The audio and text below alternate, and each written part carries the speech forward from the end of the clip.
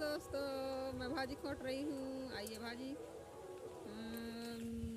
भाजी भिथुआ की किसको अच्छा लगता है कमेंट में बताइएगा।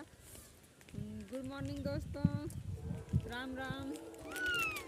और देखिए मैं ये भाजी खोट रही हूँ। यहाँ बहुत सारा भाजी निकला है, पानी गिरा था, बारिश हुआ था तो भाजी नया नया जमा है। वैसे तो पेड़ ये पुराने हो गए हैं, दूसरे जो सरसों वरसों हैं, लेकिन ये भाजी जमा है इस समय तो अच्छा है।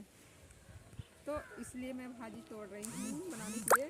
इसकी भाजी भी तो किसे अच्छा लगता है ज़रूर बताइएगा दोस्तों। मैं भाजी तोड़ रही हूँ अपने लिए, और मेरी लल्ली भी आई है और मुझे भी भाजी बहुत खाने का मन था तो मैं आई हूँ खेत में।